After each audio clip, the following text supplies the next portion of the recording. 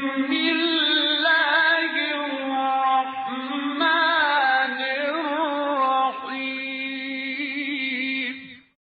اقرأ باسم ربك الذي خلق اعوذ باللہ من الشیطان الرجیم بسم اللہ الرحمن الرحیم۔ ناظرین محترم و سامعین کرام، السلام علیکم ورحمۃ اللہ وبرکاتہ۔ درس قرآن کے سلسلے میں اس تیسرے پروگرام کے ساتھ میں آپ کی خدمت میں حاضر ہوں۔ پہلے درس میں ہم نے حروف کی تنہا ادائیگی کو پیش کیا کہ ایک حرف تنہا کو پڑھنے کے لیے زبر زیر پیش آتے ہیں، کھڑا زبر کھڑا زیر الٹا پیش آتے ہیں، اور مد، یعنی ایک حرف تنہا کی 9 مختلف آوازیں ہیں اور لکھنے کے 15 طریقے ہیں۔ اور جس چیز کے اوپر میں نے بہت زیادہ تاکید اور زور دیا کہ زیر زبر پیش کی آواز کے اوپر زور نہ دیں اور اس کو کھینچ کے نہ پڑھیں، ورنہ آواز خراب ہو جاتی ہے۔ جیسے فاطمہ یا فاطمہ کریں گے آواز خراب ہو جائے گی، یہ صرف ملانے کے لیے ہوتے ہیں فاطمہ۔ اسی طریقے سے دوسرے درس میں ہم نے حروف کو ملانا آپ کے سامنے پیش کیا۔ حروف کو ملانے کے لیے جزم، تشدید اور تنوین استعمال ہوتے ہیں۔ جزم سے پہلے 10 علامتیں آ سکتی ہیں، زبر زیر پیش، کھڑا زبر کھڑا زیر الٹا پیش، اور جزم سے پہلے خود جزم والی علامت بھی آ سکتی ہے، اور جزم سے پہلے تنوین یعنی 2 زبر 2 زیر 2 پیش بھی آ سکتے ہیں۔ یعنی ایک جزم والے حرف کو ہم 10 طریقوں سے پڑھ سکتے ہیں یا اس کی 10 آوازیں ہوتی ہیں۔ اسی طریقے سے تشدید میں جب ہم آتے ہیں تو وہاں تشدید میں کیا ہے کہ 2 ایک جیسے حروف ہیں جن میں سے پہلا حرف ساکن ہے اور دوسرے حرف کے اوپر مختلف حرکتیں علامات آتی ہیں۔ اور جزم والے سے پہلے ہم پڑھ چکے ہیں کہ 10 علامتیں آتی ہیں، تو تشدید میں جو پہلا حرف ساکن ہے اس سے پہلے 10 علامتیں آئیں گی اور دوسرے حرف کے اوپر 12 علامتیں آئیں گی، یعنی زیر زبر پیش، کھڑا زبر کھڑا زیر الٹا پیش، یا ان کے ساتھ جو مد آتا ہے کھڑا زبر کھڑا زیر الٹا پیش کے اوپر وہ بھی آ سکتا ہے، اور تنوین یعنی 2 زبر 2 زیر 2 پیش بھی۔ تو ایک تشدید والے حرف کو ہم 120 طریقوں سے پڑھ سکتے ہیں، کیونکہ پہلے 10 آوازیں ہیں، بعد میں 12 آوازیں ہیں۔ جب ہم ان کو ملائیں گے تو ہر آواز کے ساتھ 12 آوازیں ہوتے ہوئے 120 آوازیں بن جائیں گی۔ تشدید اور جزم میں فرق یہ ہے کہ جزم کی آواز کو آرام سے آواز رک جاتی ہے، پھر الگ الگ کر کے پڑھتے ہیں، لیکن تشدید میں شدت کے ساتھ ملاتے ہیں، اس لیے اس فرق کا خیال رکھنا چاہیے۔ تیسری چیز جو ملانے کے لیے آتی ہے وہ تنوین تھی کہ تنوین اور نون ساکن کی آواز جو ہے ایک ہی ہے۔ تنوین میں خوبی یہ ہے یا دقت یہ ہے کہ تنوین کی آواز تنوین کے بعد آنے والے حروف کی وجہ سے، یا نون ساکن کی آواز نون ساکن کے بعد آنے والے حروف کی وجہ سے بدلتی رہتی ہے۔ اگر اس کے بعد لفظ بے آ جائے تو تنوین اور نون ساکن کی آواز میم میں تبدیل ہو جائے گی، اور وہاں پر ہمیں غنہ بھی کرنا ہے۔ غنہ آواز کو منہ میں ٹھہرانے اور ناک سے ادا کرنے کو کہتے ہیں، جس کی مقدار الف کے برابر ہوتی ہے۔ اس کو ہم قلب نون کا قانون بھی کہتے ہیں، اقلاب بھی کہتے ہیں، کتابوں میں مختلف انداز سے پیش کیا گیا ہے۔ اصل قانون یہی ہے کہ تنوین یا نون ساکن کے بعد بے آ جائے تو آواز میم میں بدل جائے گی اور وہاں پر غنہ بھی کریں گے۔ جیسے انبیاء کو ہم پڑھیں گے انبیاء۔ اسی طریقے سے تنوین یا نون ساکن کے بعد اگر لام یا رے آ جائے تو تنوین اور نون ساکن کی آواز لام اور رے میں بدل جائے گی، یہاں پر غنہ نہیں کریں گے۔ اس کو ادغام کا قانون کہتے ہیں، لیکن لام اور رے میں ادغام ہے بغیر غنہ کے۔ اس کے بعد والی مثال جو ہے وہاں پر واو یہ میم نون اگر تنوین کے بعد آ جائیں یا نون ساکن کے بعد آ جائیں تو وہاں پر بھی ادغام ہے، لیکن وہاں پر ادغام غنے کے ساتھ ہے۔ تو تنوین اور نون ساکن کے بعد واو یہ میم نون آ جائیں تو وہاں ادغام ہوگا، لیکن غنہ بھی کرنا ہے۔ جیسے محمد و آل محمد، لام اور رے، واو یہ میم نون، ان 6 حروف کے قانون کو ادغام کا قانون بھی کہتے ہیں، اور ان کو حروف یرملون بھی کہتے ہیں، یہ رے میم لام واو نون، یرملون کا قانون بھی کہا جاتا ہے، ادغام نون کا قانون بھی کہا جاتا ہے۔ یعنی اگر کتابوں میں ادغام نون کا قانون لکھا ہو یا حروف یرملون کا قانون لکھا ہو تو اس سے مراد تنوین اور نون کے بعد لام اور رے کا آنا یا تنوین اور نون کے بعد واو یہ میم نون کا آنا مراد ہے۔ لام اور رے میں یہ ہوگا کہ غنہ نہیں ہوگا، واو یہ میم نون میں غنہ بھی کیا جائے گا۔ اگر تنوین یا نون ساکن کے بعد حروف علقیہ آ جائیں یعنی حمزہ ہے، عین اور ہے، غین اور خے، تو یہاں پر تنوین اور نون کی اپنی اصلی آواز نکلے گی، غنہ نہیں کیا جائے گا۔ کتابوں میں اس کا نام اظہار نون کا قانون لکھا جاتا ہے کہ یہاں پر نون کی اپنی اصلی آواز ظاہر ہوگی اور صاف ہوگی۔ انعمت۔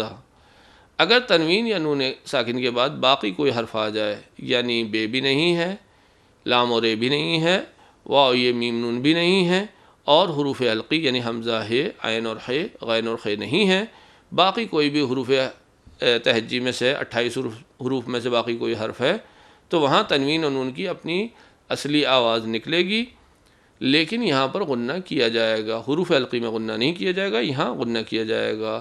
اس کو اخفاء نون کا قانون کہتے ہیں کہ یہاں نون کی آواز مخفی ہوگی، لیکن ہم اس جو دقت کرنا چاہیں گے وہ یہ ہے کہ اصلا نون مخفی نہیں ہوتا ہے، اس کا مخرج مخفی ہوتا ہے کہ نون کا جو مخرج تھا کہ زبان اوپر کے تالو سے لگ رہی تھی، لیکن یہ مخرج جو ہے اب تبدیل ہو کر چلا جائے گا کہاں پر؟ غنّے کے اندر، یعنی ناک کے خیشوم میں چلا جائے گا۔ ناک سے اس کو ادا کریں گے، آواز کو غنّے کی صورت میں ادا کریں گے۔ اس کو اخفاء نون کا قانون کہتے ہیں کہ نون اپنے مخرج سے نکل کر دوسرے مخرج میں چلا گیا ہے اور وہاں پر پوشیدہ اور مخفی ہو کر ادا ہو رہا ہے، لیکن نون ہی ادا ہوتا ہے۔ دقت یہ کی جائے کہ نون کی آواز کو خراب نہ کریں، صرف اظہار اور اخفاء میں فرق یہ ہے کہ اظہار میں غنہ نہیں کریں گے یعنی آواز کو ناک میں نہیں لے جائیں گے، اخفاء میں اس آواز کو ناک میں لے جائیں گے، یہ فرق ہے۔ اصلا نون کو ختم کرنے کی کوشش نہ کریں۔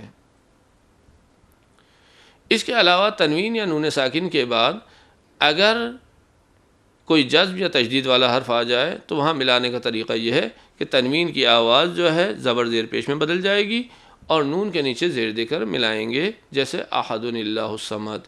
اس کو نون قطنی کا، نون غیبی کا قانون بھی کہتے ہیں۔ چھوٹا سا ایک نون لکھ دیا جاتا ہے جس کو صفحہ نمبر 20 کے اوپر بھی بیان کیا گیا ہے۔ اور ان 6 قوانین میں 3 مقامات پر غنّے کو ذکر کیا گیا ہے، جب تنوین کے بعد بے آ جائے، جب تنوین یا نون ساکن کے بعد واو یہ میم نون آ جائیں، جب تنوین یا نون ساکن کے بعد بقیہ حروف آ جائیں۔ ان 3 مقامات کے علاوہ نون مشدد اور میم مشدد کے اوپر بھی غنّہ کیا جاتا ہے، ہمیشہ غنّہ ہوا نون مشدد اور میم مشدد کے اوپر۔ اسی طریقے سے میم ساکن کے بعد جب میم آ جائے یا میم ساکن کے بعد بے آ جائے تو یہاں پر بھی غنّہ ہوگا۔ تو یہ کل غنّہ کے موارد ہیں جن کو صفحہ نمبر 20 کے اوپر بھی بیان کیا گیا ہے۔ ان کی مثالیں صفحہ نمبر 21 کے اوپر دی گئی ہیں، جیسے اگر تنوین یا نون ساکن کے بعد بے آ جائے تو ہم کیسے پڑھیں گے؟ مثلا خبیرن بصیرہ کو ہمیں پڑھنا ہے، آواز کو میم میں تبدیل بھی کرنا ہے اور غنّہ بھی کرنا ہے، جیسے خبیرم بصیرہ، میم بعض غنّہ بھی کرنا ہے، آواز کو میم میں بھی تبدیل کرنا ہے، میم بعض، من بعض کو میم پڑھتا ہے، نون کی آواز کو میم پڑھنا ہے۔ آیاتن بینات کو ہمیں کیا پڑھنا ہے؟ آیاتن بینات۔ قنبر کو ہمیں کیا پڑھنا ہے؟ قمبر۔ اگر تنوین یا نون ساکن کے بعد لام آ جائے یا رے آ جائے تو آواز کو لام اور رے میں بدلنا ہے اور غنّہ نہیں کرنا، جیسے ہدل للمتقین، ہدن کو ہمیں پڑھنا ہے ہدل، من لدنہ کو پڑھنا ہے من لدنہ، ولم یکن لہو کو پڑھنا ہے ولم یکن لہو، اشہد ان لا الہ الا اللہ کو پڑھنا ہے اشہد ان لا الہ الا اللہ، مولود لہو کو پڑھنا ہے مولود لہو۔ یا تنوین اور نون کے بعد رے آ جائے، جیسے غفور رحیم کو پڑھنا ہے غفور الرحیم، من ربکا کو پڑھنا ہے مر ربکا، محمد الرسول اللہ، محمد ہے پڑھیں گے کیا؟ محمد رسول اللہ صلی اللہ علیہ وسلم. من ربہم کو پڑھنا ہے من ربہم. اسی طریقے سے تنوین یا نون ساکن کے بعد واو آ جائے، میم آ جائے، یہ آ جائے یا نون آ جائے تو تنوین اور نون کی آواز ان حروف میں تبدیل ہوگی، لیکن غنہ کرنا ہے وہاں پر. جیسے الہ واحد من واق محمد وآل محمد لکل وجہ. یہ واو کی مثالیں ہیں. اب تنوین یا نون کے بعد میم آ جائے، جیسے اجل مسمى اجل مسمى من ماء ایاما معدودات عدو مبین یا حبل من مسد حبل من مسد. اگر تنوین یا نون کے ساکن کے بعد یہ آ جائے، جیسے دریون یوقدو کو ہم کیا پڑھیں گے؟ دریون یوقدو. آواز کو یہ میں بھی بدلنا ہے اور غنہ بھی کرنا ہے. دریون یوقدو من یشاء طائر یطیر من یغفر. اگر نون آ جائے تو آواز وہی نون کی رہے گی، جیسے کلن نقص من نور من نبی لن نصبر. اگر تنوین یا نون ساکن کے بعد حروف علقی آ جائیں تو وہاں تنوین اور نون کی آواز اصلی اور صاف رہے گی، غنہ نہیں کریں گے. جیسے کفوا احد من خاف فظا غلیظا عزیز حکیم عزیز حکیم. اس پورے تنوین کے درس کے خلاصے کو صفحہ نمبر 22 کے اوپر پیش کیا گیا ہے، اور تھوڑے وہاں پر انگلش کے الفاظ بھی لکھ دیے گئے ہیں تاکہ اگر کوئی خلاصے کے طور پر دیکھنا چاہے تو وہاں پر یہ چیز موجود ہے کہ 6 قانون ہے کہ تنوین نون کے ساکن کے بعد بے آ جائے تو کیا ہوگا، لام اور یا آ جائے تو کیا ہوگا، واو یہ میم نون آ جائیں تو کیا ہو جائے، حروف علقی آ جائیں تو کیا ہوگا، بقیہ حروف آ جائیں تو کیا ہوگا، یا تنوین اور نون ساکن کے بعد جزم یا تشدید والا حرف آ جائے تو کیا ہوگا. اس کو صفحہ نمبر 22 کے اوپر بیان کیا گیا ہے. اب ہم آتے ہیں کہ جب ہم نے حروف کو تنہا پڑھنا اور حروف کو ملانا سیکھ لیا تو اب ہم اگر اس کی پریکٹس کرنا چاہیں تو کس طریقے سے ہم اس کی پریکٹس کریں گے. مثال کے طور پر صفحہ نمبر 44 کے اوپر صلوات درود آپ کے سامنے پیش کیا گیا ہے کہ ہم اس میں پریکٹس کرنا چاہ رہے ہیں کہ درود کو کس طریقے سے تجوید کے قوانین کے مطابق پڑھا جائے. مثلا ہمارے سامنے ہے اللہم صلی علی محمد و آل محمد. ہم چاہ رہے ہیں تجوید کے قوانین کا خیال رکھتے ہوئے اس کو پڑھیں. تو ایک بات جو ہم نے پہلے درس میں آپ کے سامنے پیش کی تھی کہ جتنے مقامات پر زیر زبر پیش آیا ہے اس کو کھینچنا نہیں ہے، اس کو صرف ملانے کے لیے استعمال کرنا ہے. مثال کے طور پر زبر سے مراد الف کے اوپر جو زبر ہے وہ مراد نہیں ہے، کیونکہ وہ زبر نہیں ہے بلکہ وہ ملانے کے لیے استعمال ہوا ہے. ہماری مراد کیا ہے؟ زیر زبر پیش جو تنہا آوازوں میں استعمال ہوتے ہیں وہ کہاں ہے؟ مثلا ہم ما میم کے اوپر جو زبر آیا ہے اس کو کیسے کھینچنا نہیں ہے. صلی لام کے نیچے جو زیر آیا ہے یہ زیر ہے. علا میں عین کے اوپر جو زبر آیا ہے وہ زبر ہے. میم کے اوپر جو پیش آیا ہے منہ ہم ما، پھر میم کے اوپر جو زبر آیا ہے تشدید کے اوپر وہ زبر ہے.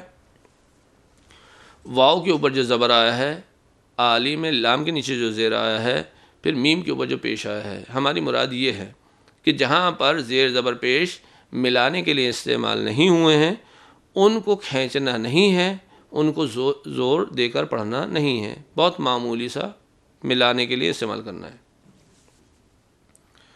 دوسری چیز یہ ہے کہ جتنے مقامات پر بھی کھڑا زبر آیا ہے یا الف آیا ہے اس کو الف کے برابر کھینچنا ہے، یعنی زیر زبر پیش سے زیادہ کھینچنا ہے. مثلا لفظ اللہ کے لام کے اوپر کھڑا زبر ہے، علا کے لام کے اوپر کھڑا زبر ہے، عالی میں الف کے اوپر کھڑا زبر ہے تو اس کو کھینچ کے پڑھنا ہے الف کے برابر. اس کے علاوہ نون مشدد اور میم مشدد کے اوپر جہاں پر بھی تشدید آ جاتی ہے وہاں غنہ ہوتا ہے. غنے کے مقامات آپ پڑھ چکے ہیں تو جہاں پر یہاں غنہ آیا ہے وہاں پر ہمیں غنہ بھی کرنا ہے، یعنی میم مشدد ہم، یہاں غنہ کرنا ہے۔ ایک میم مشدد کا محمد صلی اللہ علیہ وسلم کے اوپر ہے کہ وہاں پر بھی تشدید آئی ہے، وہاں غنہ کرنا ہے۔ ایک آخر میں محمد کی تشدید آئی ہے میم کے اوپر، وہاں پر بھی غنہ کرنا ہے۔ 3 یہ میم ہے۔ ایک تنوین ہے جس کی آواز اس کے بعد واو آ گیا ہے، تنوین اور نون ساکن کے بعد جب بھی واو یہ میم نون آ جائیں تو وہاں پر ادغام ہوتا ہے، یا تنوین اور نون کی آواز ان سے مل جاتی ہے اور غنہ ہوتا ہے۔ تو 4 مقامات پر ہمیں یہاں غنہ بھی کرنا ہے، اور غنے کی مقدار کتنی ہو جائے گی؟ الف کے برابر ہوگی۔ تو ایک خیال رکھنا ہے زیر زبر پیش کا، ایک خیال رکھنا ہے حروف مد کا یعنی الف واو یہ کا، ایک خیال رکھنا ہے کس چیز کا کہ کتنی دیر غنہ کرنا ہے اور کہاں کہاں غنہ کرنا ہے۔ اس کے علاوہ سب سے مہم چیز اور سب سے ابتدائی چیز جو استعمال ہوئی ہے کہ لفظ جلال اللہ ہے کہ جو اس کی ابتدا میں آیا ہے، اس کے اپنے قوانین کیا ہیں؟ کہ لفظ اللہ کا قانون یہ ہے کہ اگر لفظ جلال اللہ یا اللہم سے پہلے زبر یا پیش آ جائے تو وہاں پر لفظ اللہ کے لام کو ہم بھاری پڑھیں گے، اور بھاری پڑھنے کا معیار یہ ہے کہ زبان گول ہو کر اوپر کے تالو سے ملے گی، آواز بھاری ہو جائے گی، الفاظ کو منہ بھر کر ادا کریں گے۔ ایک بات یہ ہے کہ یہاں پر لفظ اللہ سے پہلے زبر آیا ہے تو لام کو ہمیں بھاری پڑھنا ہے اور الف کے برابر کھینچنا بھی ہے، کیونکہ یہ اس کے اوپر کھڑا زبر ہے، اور اس کو توڑ توڑ کے الگ کر کے نہیں پڑھنا ہے، یعنی اللہ نہیں کرنا ہے بلکہ اللہ شدت سے ملانا ہے تاکہ یہ تشدید کی آواز بنے، نہ کہ جزم کی آواز۔ اس کے علاوہ خیال یہ رکھنا ہے کہ اس میں جو پہلے الف آیا ہے یعنی حمزہ آیا ہے اس کو بھاری نہ کریں، یعنی اللہ کرنا ہے، او الف کو بھاری کرنے کی کوشش نہ کریں ورنہ آواز خراب ہو جائے گی۔ ایک دم شدت سے ملائیں اللہ، اور لام کے اوپر غنہ نہ کریں، مثلا آواز کو ٹھہرائیں نہیں، اس سے بھی آواز خراب ہو جائے گی۔ میم کے اوپر غنہ کرنا ہے ہم، لیکن لام کے اوپر نہیں کرنا ہے۔ تو ایک بات یہ ہے کہ لفظ اللہ کے الف کو بھاری نہیں کرنا ہے، لام کو بھاری کرنا ہے۔ لام کے اوپر آواز کو ٹھہرانا نہیں ہے، ایک دم ادا کرنا ہے، شدت سے ادا کرنا ہے، الف کے برابر کھینچنا ہے، غنہ یہاں نہیں کرنا ہے، زبان میں لرزش نہیں لانی ہے۔ اللہ پہلے توڑ توڑ کے الگ الگ کر کے کریں، اللہ اللہ ہم صلی صلی علی محمد آل محمد۔ آخر میں دال ساکن ہے، قاف توئے بے جیم دال حروف قلقلہ کہلاتے ہیں کہ ان کے اوپر آواز تکرار ہوتی ہے، ایکو ہوتی ہے، اس کا بھی خیال رکھنا چاہیے۔ پہلے حروف کو الگ الگ کر کے پڑھیں، پورے قوانین کا خیال رکھیں، اس کے بعد ملا کے پڑھیں۔ پہلے الگ الگ کر کے پڑھیں گے، اللہم صلی علی محمد آل محمد،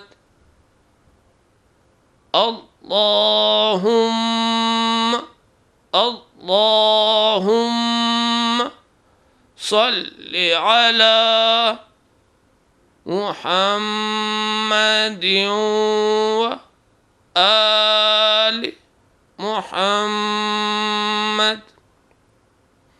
اب سب ملا کر ایک ہی سانس میں ادا کرنے کی کوشش کریں اور بیچ میں سانس نہ توڑیں۔ اللہم صلی علی محمد وآل محمد۔ بس خیال یہ رکھیں کہ زیر زبر پیش کی آواز پر زور نہ دیں، ان کو نہ کھینچیں۔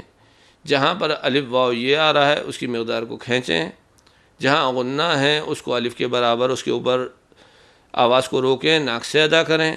لام کی آواز لفظ اللہ کے لام کی آواز کو بھاری کریں، ایک دم شدت سے ملائیں، پہلے جو الف ہے اس کی آواز کو بھاری نہ کریں، لام کے اوپر آواز کو نہ ٹھہرائیں اور غنہ نہ کریں۔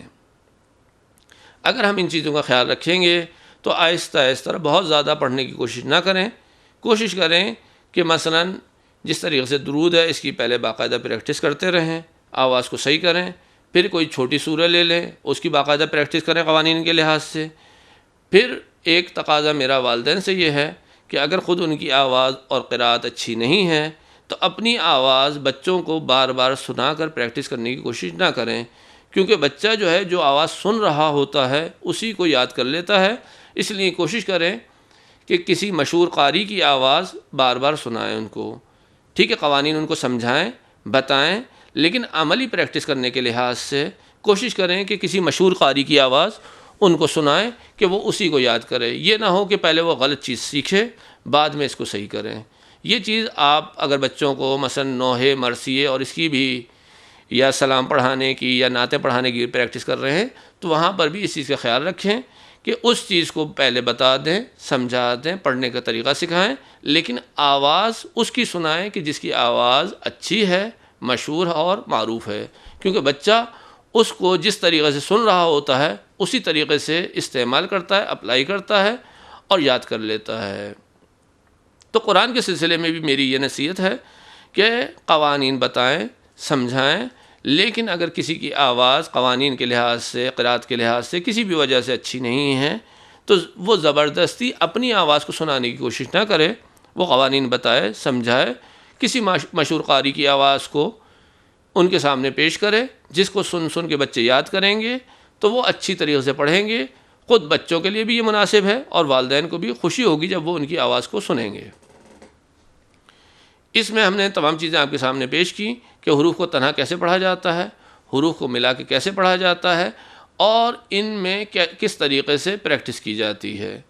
بعض مقامات ایسے ہیں کہ جب ہم حروف کو ملا رہے ہوتے ہیں تو کچھ حروف ایسے ہیں کہ جن کو نہیں پڑھتے، مثلا واو، الف، یہ، لام، ان کو حروف والی بھی کہتے ہیں، حروف خالی بھی کہتے ہیں، کہ ان کو بعض مقامات پر لکھا جاتا ہے لیکن پڑھا نہیں جاتا۔ یہ 4 حروف ہیں، واو، الف، یہ اور لام۔ ان کو 2 حصوں میں تقسیم کیا گیا ہے کہ بعض مقامات ایسے ہیں کہ ان کو ہم کبھی بھی نہیں پڑھتے، بعض مقامات ہیں کہ پڑھے جاتے ہیں کسی حالت میں، کسی حالت میں نہیں پڑھے جاتے۔ جہاں پر کبھی بھی نہیں پڑھے جاتے ان کو صفحہ نمبر 23 کے اوپر آپ کے سامنے پیش کیا گیا ہے۔ وہ 4 مقامات ہیں کہ جب واو، الف، یہ کے اوپر گول دائرہ ہو تو وہاں پر ان کو نہیں پڑھتے۔ ان کی مثالیں بھی دی ہوئی ہیں، جیسے اولائکا، اولائکا نہیں ہے، اولائکا پڑھیں گے۔ انتصومو، یا جمع کے آخر میں ایک الف دیا جاتا ہے، اس کے اوپر گول دائرہ ہوتا ہے کہ اس کو ہم نہیں پڑھتے کبھی بھی۔ اسی طریقے سے یہ کے اوپر بھی گول دائرہ ہو تو اس کو ہم نہیں پڑھتے۔ اگر واو، الف، یہ کے اوپر حمزہ ہو تو ہمیشہ حمزہ کو پڑھیں گے، واو، الف، یہ کو نہیں پڑھیں گے، اور حمزہ جہاں پر بھی ساکن ہوگا اس کو جھٹکے سے ادا کیا جائے گا۔ واو اور یہ کے اوپر اگر چھوٹا سا الف بنا ہو تو وہاں پر واو اور یہ کو نہیں پڑھیں گے، الف کو پڑھیں گے، جیسے موسیٰ اور عیسیٰ میں۔ اسی طریقے سے حروف شمسی سے پہلے جب لام آ جائے الف لام کا تو وہ لام نہیں پڑھا جاتا، بلکہ حروف شمسی کو تشدید کے ساتھ، شدت کے ساتھ ادا کیا جاتا ہے، یا یوں کہہ لیجئے کہ وہ لام ان حروف شمسی میں تبدیل ہو جاتا ہے۔ 28 حروف تہجی ہیں، ان میں سے 14 حروف شمسی ہیں اور 14 حروف قمری ہیں۔ نام کے لحاظ سے الشمس ہے کہ جس کے اندر شین حروف شمسی ہے، یہاں پر الشمس نہیں پڑھیں گے، الشمس پڑھیں گے۔ اور القمر حروف قمری میں سے ہے، یہاں پر لام کو پڑھیں گے، قاف کو شدت کے ساتھ نہیں پڑھیں گے، تشدید کے ساتھ نہیں پڑھیں گے، القمر۔ الشمس میں لام کو نہیں پڑھیں گے لیکن القمر میں لام کو پڑھیں گے۔ انہی کے اوپر نام رکھا گیا ہے حروف شمسی کا کہ جہاں پر لام کو نہیں پڑھا جاتا، حروف قمری نام رکھا گیا ہے جہاں پر الف لام کے لام کو پڑھا جاتا ہے۔ حروف قمری 14 ہیں، حروف شمسی بھی 14 ہیں۔ حروف قمری جمع کیے گئے ہیں اس کلمے کے اندر عجبا کے خوف حق غمی، عجبا، عین جیم، بے الف، کاف ہے، خے واو فے، حق غین میم یہ. تو یہ حروف شمسی اور حروف قمری ہیں. تو 4 مقامات پر جو ہے ایسے ہیں کہ ان حروف کو ہم کبھی بھی نہیں پڑھتے. آج کے درس کو ہم یہیں پر اختتام تک پہنچاتے ہیں. انشاءاللہ اگلے درس میں آپ کی خدمت میں دوبارہ حاضر ہوں گے. السلام علیکم ورحمۃ اللہ وبرکاتہ. اقرأ